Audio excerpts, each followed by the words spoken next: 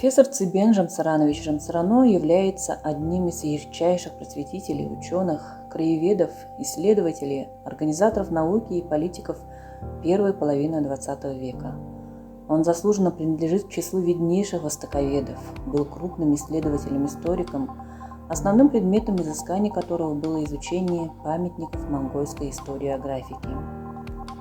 Жамсарано был и непревзойденным собирателем памятников устного народного творчества.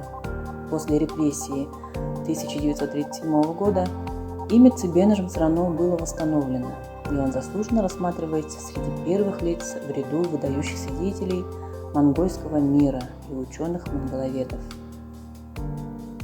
Однако полвека официального замалчивания его имени не могли сказаться на крайне неполном представлении о характере деятельности Жамсарано и масштабах ее результатов. Его богатейшее неопубликованное рукописное наследие, разнообразное по содержанию, большей частью не изучено и не введено в научный оборот. Мы надеемся, что данная акция частично восполнит этот пробел. Вашему вниманию отрывок из дневника, введенного летом 1904 года хоря-бурятом Цибеном Жамсарановым, командированным Русским комитетом для изучения Средней и Восточной Азии в Ургу и Забайкальскую область для собирания этнографически-лингвистического материала.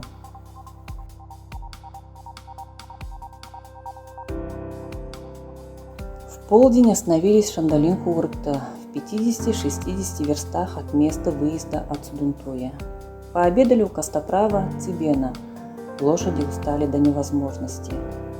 Костоправы бывают всегда наследственными, занимаются управлением вывиха, сложением перелома костей, делают массаж, помогают роженицам.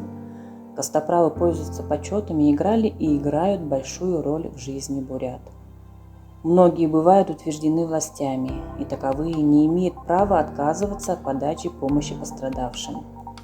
О борячих упоминается в степном или хоринском положении, где описаны юридические обычаи харидоевцев. Поехали дальше, но отъехав версты 2-3, были застигнуты страшной грозой. Промокли все до нитки, за исключением меня, Жамсаранова, который имел непромокаемый дождевик. Буряты-степняки удивляются и относятся довольно недоверчиво к непромокаемому дождевику, а кони подпускать к себе неохотно. Но мои спутники после этой грозы убедились в преимуществе моего непромокаемого дождевика перед их суконными дождевиками. Отъехав верст 15, заночевали в пади от Галик, недалеко от богатого тунгуса Гысыла. Вода для коней была на дне высохшей речки, а для нашего питья имелся колодец 1,5 аршина глубиной, вырытый в русле речки.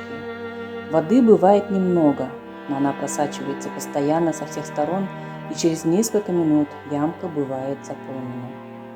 Молодой парень, сын соседнего тунгуса, принес нам в ведре свежее молоко, как угощение. Поднялись рано утром и, напившись чаю, поехали дальше. Ведерца отдали хозяину, положив по обычаю бурят на дно его конфеты. Посуду нельзя возвращать или дарить пустую.